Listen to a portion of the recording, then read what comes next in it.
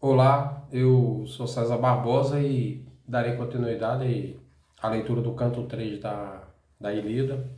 E hoje hei de finalizar o canto 3, que este vídeo aqui ele vai do verso 261 ao 461. Para resumir aqui, ele trata do duelo entre Menelau e Paris. É feito um juramento, um, um sacrifício, né, de uma ovelha para quem vencer ficar com Helena e os tesouros. No entanto, Paris, ao fim do combate, quando Menelau, bem próximo de matá-lo, ele é salvo pela deusa Afrodite, que leva-o até o leito de Helena. Então, leamos nós esta parte final do canto 3 da Ilíada. Príamo sobe primeiro, tomando nas mãos logo as rédeas. Ao lado dele, Antenor assentou-se no carro belíssimo. Os corredores velozes, a vasta planície atravessam. Quando, porém, os guerreiros troianos e aqueus alcançaram, da carruagem desceram, pisando a alma terra fecunda. Sempre avançar pelo espaço deixado entre Aquivos e Teucros. Põe-se de pé sem detença Agamemnon, rei poderoso, e o muito solerte guerreiro Odisseu. Os arautos magníficos trazem as vítimas sacras a um ponto na grande cratera. Mesclam o vinho deitando depois água às mãos dos monarcas. O nobre filho de Atreu, Agamemnon, tira o cutelo, que sempre ao lado da bainha da espada cortante trazia, e das ovelhas o pelo da testa cortou, que os arautos distribuíram por todos os nobres Aquivos e Teucros. No meio deles, o Atrida alça as mãos, implorando em voz alta. Agamemnon ele vai sacrificar, né, fazer o sacrifício da ovelha e ora a Zeus. Zeus não atenderá ao pedido dele. Zeus, Pai, que no ida demoras, Senhor poderoso e supremo, Hélio, que tudo divisas e todas as coisas escutas, rios e terra também, e vós outros, ó deuses de baixo, que castigais nas moradas subtérreas os homens pejuros. Vós, testemunhas nos sede e fiadores dos votos sagrados, se a Menelau conseguir Alexandre matar na contenda, dono de Helena há de ser e de todas as suas riquezas. Enquanto nós cruzaremos de novo as naves, as ondas, se o louro Atrida, porém, da existência privar a Alexandre, de presto nos dei os troianos a Helena, assim como as riquezas, sobre se verem forçados a multa pagar aos argivos, porque a memória do feito entre as gentes vindouras se estenda. Se escusarem, porém, uma vez Paris morto ou vencido, Príamo e os filhos, porque não me pague a multa devida. Hei de seguir combatendo, visando a cobrar essa multa, sem nos movermos daqui, até vermos o fim da contenda. Tendo assim dito, com bronze cruel, degolou as ovelhas, que sobre a terra feraz colocou nos arrancos agônicos, todas da vida privadas, que o bronze o vigor dissolvera. O vinho logo depois da cratera, nos copos deitaram, e suplicaram aos deuses eternos e beatos do Olimpo. Os teucros todos e os homens acaios desta arte imploraram. Zeus gloriosíssimo e forte, e vós outros, ó deuses eternos, que se derrame tal como este vinho no chão os miolos, de quantos quebrem as juras solenes firmadas nesta hora, e os de seus filhos, ficando as mulheres escravas de estranhos. Isso diziam, mas Zeus não lhes quis atender o pedido. Aqui Homero diz que Zeus não atenderia esse pedido de Agamemnon. Primo, o neto de Dárdano,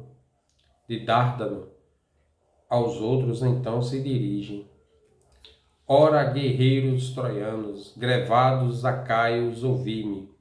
Vou retornar para Troia, a cidade varrida por ventos, por me faltar a coragem de ver com meus olhos a luta, que com o herói Menelau vai travar meu querido Alexandre. Zeus, porventura, já sabe, e os mais deuses eternos e beatos, a qual dos dois o destino reserva ser presa da morte. Com majestade divina no carro, as ovelhas coloca, Primo, e sobe primeiro, tomando nas mãos logo as rédeas. Primo já sabe que Menelau vencerá essa batalha. Menelau é um forte guerreiro, né? Assim como Agamemnon. Ele é rei de Esparta. Ao lado dele, Antenor assentou-se no carro belíssimo. Rapidamente voltaram para Ílio, batida por ventos. O nobre filho de Príamo, Heitor e Odisseu astucioso, primeiramente o terreno mediram, depois agitaram um elmo de bronze, no qual duas marcas haviam deposto, para que a sorte apontasse o primeiro a tirar a a lança.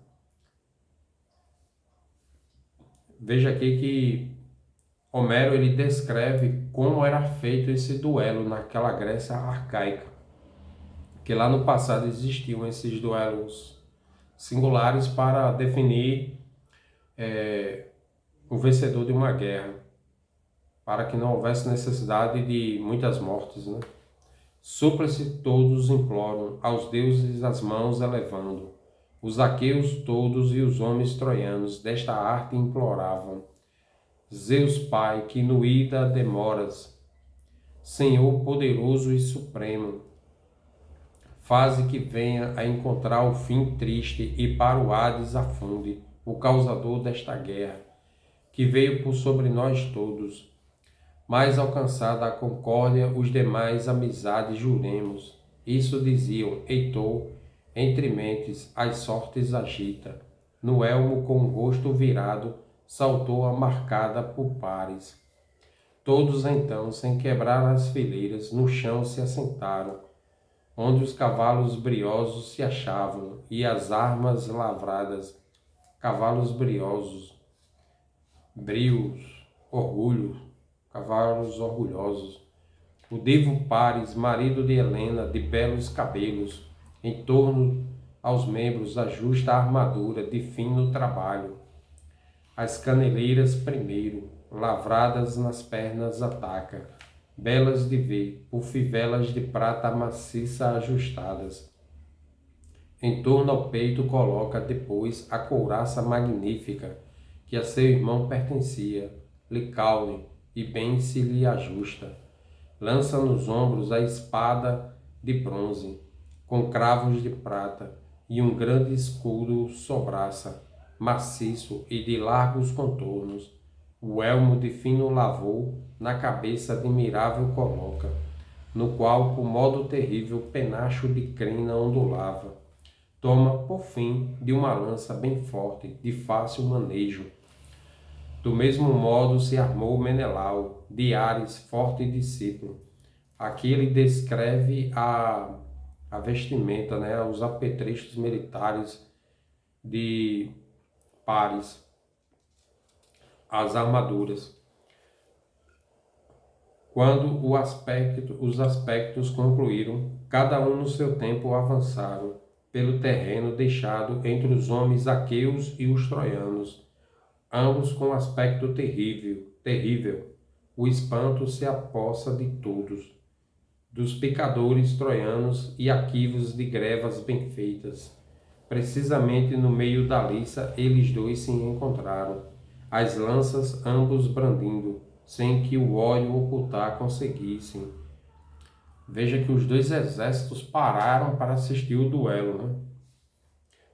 Pares primeiro jogou sua lança de sombra comprida, a qual no escudo redondo do filho de Atreu foi dobrar-se, sem que o metal o rompesse, contudo que a ponta se amolga na resistência do escudo. Atirou Menelau em seguida, a sua lança também, dirigindo a Zeus grande uma súplica: dai-me, Zeus, Pai, que consiga castigo infligir a Alexandre, causa de minha desonra, que sob meus golpes sucumba, para de exemplo servir aos vindouros, que horror manifestem de retribuir com vilezas a hiana e amistosa hospedagem. Cabe ressaltar que na antiguidade a hospedagem era sagrada. Quem hospeda, tanto quem hospedava como os hóspedes, um não podia cometer nenhum erro para com o outro, né? E assim, a lei da hospedagem ela foi quebrada por Pares, né? Ele dormiu na casa de Menelau, ele comeu da comida de Menelau e seduziu a mulher dele e ainda a raptou e levou ainda riquezas dela. Então essa lei de hospedagem era muito forte na antiguidade porque é fácil entender essa cultura, né? Naquela época não existiam tantas pousadas, hotéis como existem hoje, né? Pousadas, estalagens. Então as pessoas dependiam muito de hospedagens de desconhecidos, né? E a lei do hóspede, né? Quem hospedava tinha que tratar bem os seus hóspedes e vice-versa. Então era uma lei sagrada, justamente para garantir para quem tivesse de viagem, né, tivesse onde ficar e o que comer. Joga ao dizer esta súplica a lança de sombra comprida, que lança de sombra comprida, quer dizer, era uma lança longa, né, que foi bater bem no escudo redondo do filho de Primo. O escudo redondo, Homero ele vai caracterizando todos os apetrechos aqui dos dois combatentes. A arma terrível, o escudo de aspecto brilhante, atravessa, indo encravar-se na cota de bela e variada textura, e atravessando também junto ao flanco a preciosa camisa. Pares, entanto, encurvou-se, encapando da lívida morte. O nobre filho de Atreus sacou logo da espada e, elevando-se na crista do elmo, tremenda pancada atirou. Mas a espada veio ali mesmo fazer-se pedaços, das mãos lhe escapando. O louro herói Menelau para o céu volta os olhos e exclama: Zeus Pai, nenhum dos eternos te pode vencer em crueldade, pois esperava realmente vingar-me da injúria de Pares, mas em vez disso quebrou-se-me a espada nas mãos e frustrânea foi minha lança atirada, sem ter o alvo certo atingido. Tendo isso dito, de um salto, o elmo ornado de crina segura, e para os homens aquivos procura arrastar Alexandre. O delicado pescoço apertado ficou pela tira, que por debaixo da barba servia de freio para o elmo, e porventura o arrastara, colhendo com isso alta glória, se o não tivesse Afrodite, a donzela de Zeus, percebido, que fez romper-se a correia tirada de um boi morto à força. O elmo vazio, as mãos fortes do herói tão somente acompanha, que o fez rolar para o meio dos homens aquivos ornados de belas grevas, os fidos consórcios depressa o acolheram.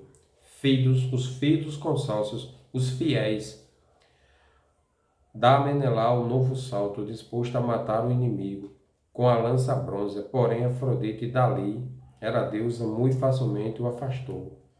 Em espessa neblina envolvendo, foi colocá-lo no tálamo odouro e de enfeites ornados. Na hora que Menelau vai matar Paris, a deusa Afrodite cria uma névoa ali no local, extrai Paris do local de combate e entrega-o no tálamo de Helena, no caso no leito, né?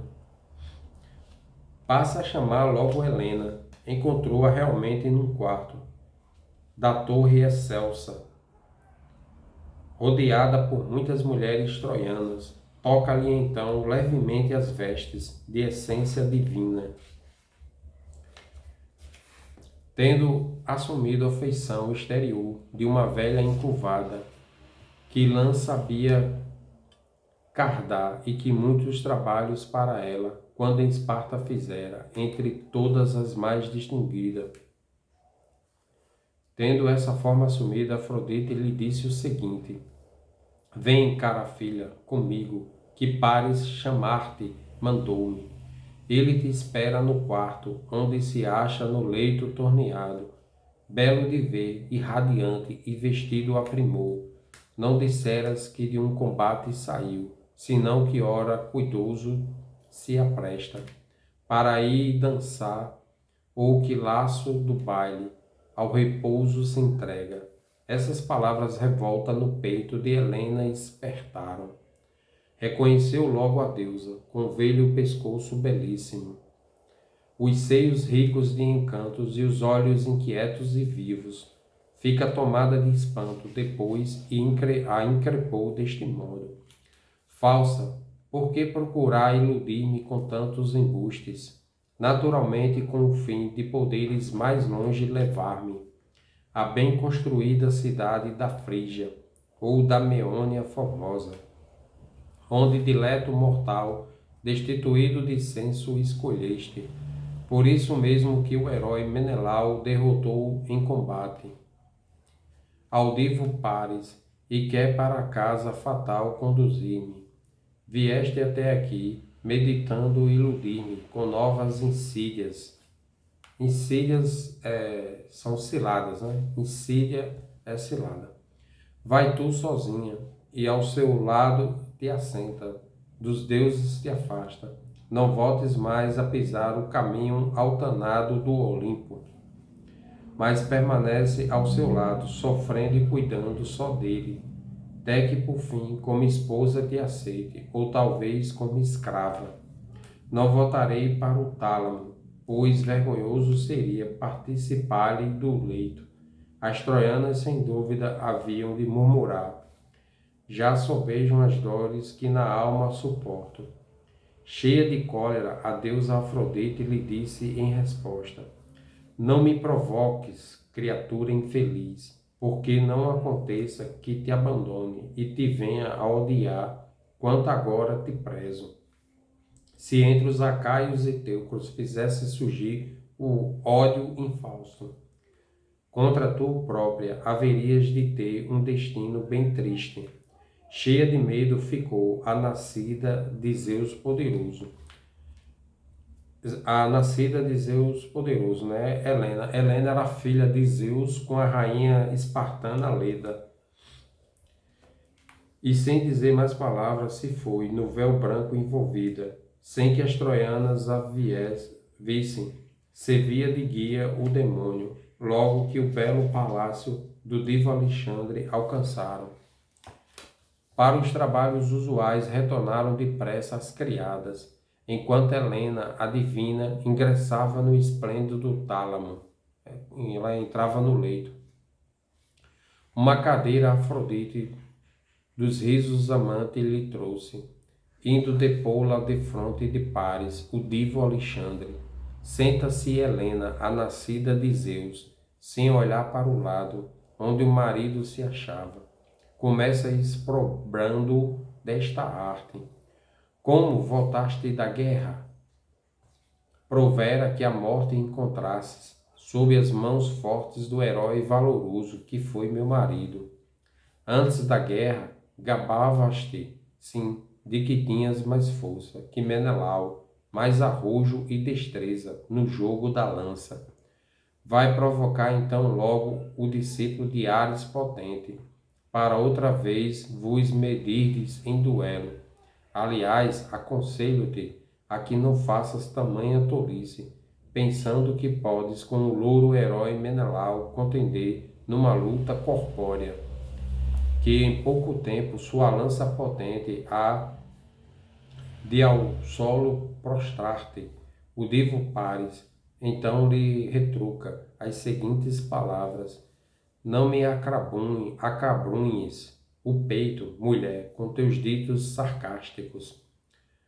Por esta vez Menelau me venceu com auxílio de Atena, mas amanhã serei eu o vencedor, que outros deuses nos prezam. Ora, concordes, gozemos do amor, as carícias no leito, pois nunca tive os sentidos tomados por tanta ebriedade, nem mesmo quando em navios velozes te trouxe da pátria, Lacedemônia, querida, no tempo em que foste raptada. Lacedemônia é Esparta, e de uma ilha rochosa, o primeiro conúbio gozarmos. Hoje mais doce paixão, por tua causa de mim se apodera. Tendo isso dito, subiu para o leito, seguiu a consorte. Ele voltou do combate extremamente excitado, certamente influenciado por Afrodite. Enquanto os dois, no belíssimo leito do sono, fluíam, o louro filho de Atreu, Menelau, percorria as fileiras, como uma fera, à procura de pares, de formas divinas. Enquanto o Menelau ainda estava lá no local do duelo, procurando por Paris, Paris estava com Helena na cama dele, lá no leito deles. Mas nem os teucros, nem mesmo seus filhos aliados podiam, filhos fiéis aliados, né, ao grande herói Menelau indicar onde estava Alexandre, que se eu tivesse enxergado nenhum por amor o ocultara, pois como alívio da morte era odiado realmente por todos. O nobre atrida Agamemnon então se expressou deste modo: teucros, dardânios e aliados, agora atenção concedei-me. É incontestável que coube ao herói Menelau a vitória. Cumpre-vos, teucros, por isso, entregar-nos Helena e os tesouros acrescentados de multa vultosa, que ao caso convenha, porque a memória do feito entre as gentes vindouras se estenda. Isso disse ele. Os guerreiros acaios em peso o aplaudiram.